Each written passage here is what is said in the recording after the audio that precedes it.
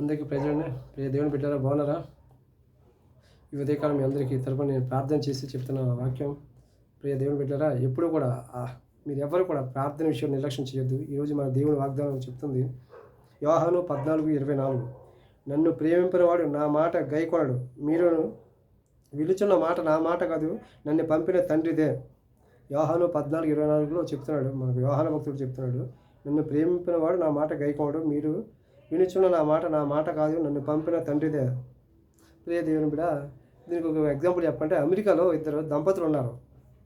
ఆ దంపతులు ఇద్దరు కూడా ఒక హోటల్కి వెళ్తారు అన్నమాట. హోటల్కి వెళ్ళి వాళ్ళు టిఫిన్ చేయడానికి హోటల్కి వెళ్తారు. హోటల్కి వెళ్ళినప్పుడు అనుకోకుండా మధ్యలో ఒక వ్యక్తి వస్తాడు, ఒక పెద్ద మనిషి వస్తాడు. పెద్ద మనిషి వచ్చి వాళ్ళ మధ్యలో కూర్చుంటాడు, టిఫిన్ చేసే ముందు కూర్చుంటాడు. వీళ్ళిద్దరు ఆర్డర్ తీసుకుని తింటూ ఉంటారు. పెద్ద మనిషి కూడా ఆర్డర్ ఇస్తాడు, తింటాడు.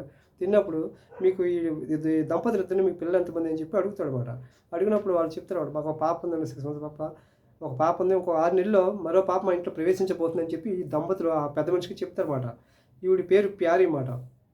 ఈ ప్యారీ అని ఆవిడ పెద్ద ఆయనకి సమాధానం చెప్తుందన్నమాట. ఇలాగా నాకు ఆల్రెడీ ఒక బిడ్డ ఉంది, మరో బిడ్డ ఒక 6 months మా ఇంట్లో రాబోతున్నాడని తెలియపరుస్తుందన్నమాట. అప్పుడు ఆ పెద్ద ఆయన చూసి, నేను మీకు ఉపకారం, మీకు నేను సహాయం చేస్తాను. ఆ సహాయం ఏంటంటే, నేను ఒక చెక్ ఇస్తాను మీకు. ఈ చెక్పై నా సంతకం పెట్టి ఇస్తాను. ఇది ఎంటీ చెక్ మాట. దీనిపై మీరు ఎంత రాసుకుంటారు, అమౌంట్ రాసుకుని దాన్ని డ్రా చేసుకుని ఒక చక్కటి ఇల్లు కొనుక్కోండి. మీకు పుట్టబోయే బిడ్డకి నా పేరు పెట్టుకోండి. మీరు సంతోషంగా జీవించండి.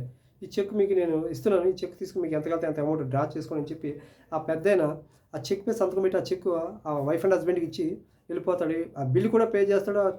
సర్వర్ కూడా ఒక 1000 రూపాయలు, 1000 రూపీస్ టిప్ ఇచ్చి మరి ఆ పెద్ద మనిషి వెళ్ళిపోతాడు అనమాట. వారికి ఏమి అర్థం కాదు దంపతులకి. ఏమిటి, ఎవరైతే వచ్చాడు మనకు సహాయం చేస్తాడు, ఈ చెక్ ఏంటి అని చెప్పి ఆశ్చర్యపోతారు.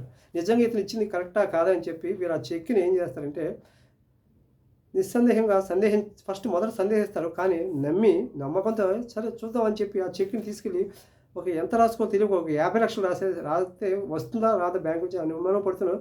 ఒక 50 లక్షల రూపాయలు రాసి దాన్ని బ్యాంకులో ప్రవేశపెట్టినప్పుడు ఆ అకౌంట్ ట్రాన్స్ఫర్, ఈ అమౌంట్ 50 లక్షలు పిలిచి అకౌంట్కి వచ్చేస్తుందన్నమాట. అయ్యి బాబు, ఇదేంటి 50 లక్షలు మన అకౌంట్కి వచ్చేసినాయి, అతను ఇచ్చిన చెక్ యథార్థమైన చెక్ మనకి ఇచ్చాడు అని చెప్పి చాలా ఆశ్చర్యపోతూ ఉంటారు. అయ్యో, ఒక 2 crores రాసేవలసింది మనం పొరపాటు పడ్డాం, 2 కోట్లు రాసుకోవాల్సింది చెక్లో అని చెప్పి అని వాళ్ళ తర్వాత అనుకుంటారు. ప్రియ దేవుని బిడ్డలారా, మన దేవుడు కూడా మనల్ని ఒక వ్యక్తి ఇచ్చి తను చెక్ ఇస్తేనే అంత ఆశ్చర్యపోతుంటే 50 లక్షలు రాసుకోవాలని చెప్పి వాళ్ళంత కంగారు పడిపోయి అతన్నే అంతగా నమ్మి అతని బిడ్డకి తన పేరు పెట్టుకుని ఒక మనిషిని వాళ్ళు అంతగా నమ్మినప్పుడు మన ప్రియ పరలోకపు తండ్రి మనకు వాళ్ళ పరలోకంలో ఎన్ని ఆశీర్వాదాలు దాచిపెట్టాడు. మనకు కనిపించిన కంటికి ఊహించిన పర్వతాల మన ఆశీర్వాదాల పైన పరలోకంలో మనకి ఎన్నో ఉన్నాయి. అవి మనం పొందుకోవాలంటే మొదట మనం నమ్మాలి కదా. నమ్మాలంటే ఒక వ్యక్తి, ఒక ఆధ్యాత్మిక వ్యక్తి ఇచ్చిన ఎంటీ చెక్ను వీళ్ళు నమ్మి ఆ డిపాజిట్ చేయగలిగారు. 50 లక్షల రూపాయలు డిపాజిట్ రాసుకుని చెక్ డిపాజిట్ చేయగలిగితే మన పరం అడుగుడి మీకు ఇవ్వబడి, నువ్వు వెతుకుడి దొరుకుని తట్టుడి తీయబడి మన వాక్యం సెలవిస్తుంది. మన యేసయ్య మనకి ఏం చెప్పాడు, వాళ్ళు అడగమంటున్నాడు. అడిగితే మనం అది పొందుకోగలుగుతాం. అలా పరలోకంలో ఉన్న గనిలో ఉన్న ప్రతి ఆశీర్వాదం మనం పొందుకోగలుగుతాం.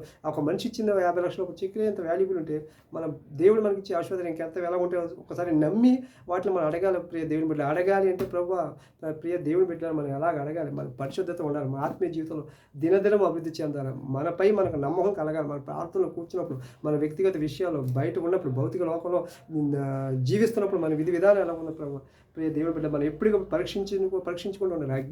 అగ్ని ఇవ్వబడగల బంగారం ఎలా పుట్టబడి ఎలాగైతే వెలిగిస్తుందో అలాగే మన ఆత్మీయ జీవితంలో మనం ప్రార్థనలు వెలుగుతున్నప్పుడే మన ఆత్మీయ జీవితం వెలుగుగా ఉంటుంది. ప్రియ దేవుని బిడ్డ, ఇప్పుడు ఎక్కడైతే మనం చెప్పి ఉన్నాడో, నన్ను ప్రేమింపడవాడు నా మాట గైకోడు,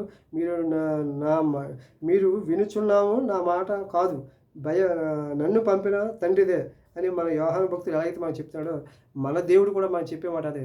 మీరు నన్ను అడుగుడి మీకు ఇవ్వబడి అని చెప్తున్నాడు. మనం అడగాలి. ప్రియ దేవుని బిడ్డ, ప్రతి ఒక్కరూ ప్రార్థనలో మనం అడగాలి. అడిగింది మనం పొందుకున్నామని కూడా నమ్మాలి. అలా నమ్మినప్పుడే మనం ఆ కార్యాన్ని చూడగలుగుతాం. ప్రియ దేవుని బిడ్డ, ఒక్కడు కూడా ప్రార్థనలో నిర్లక్ష్యం చేయదు. యథార్థంగా పోరాటం అనేది ఉంటుంది. ప్రార్థన ఖచ్చితంగా ప్రతి ఒక్కరు పోరాటం. ప్రార్థన అనేది ఒక యుద్ధం. ప్రియ దేవుని బిడ్డరా, ఈ యొక్క యుద్ధాన్ని ప్రతి ఒక్కరు ఉదయకాలం అందరూ కూడా చేయగలిగితే కనుక తప్పకుండా మీరు కూడా ఆ చెక్ ఏంటి, పరలోకంలో ఆశీర్వాదం ఎన్నో మన కోసం దాచిపెట్టిన అన్నీ మనం పొందుకోగలుగుతాం. ప్రియ దేవుని బిడ్డ, ఈ యొక్క విషయం అందరూ కూడా గమనించగలిగితే ఈ యొక్క విషయం తెలియబోతుంది. అందుకే థ్యాంక్ యూ.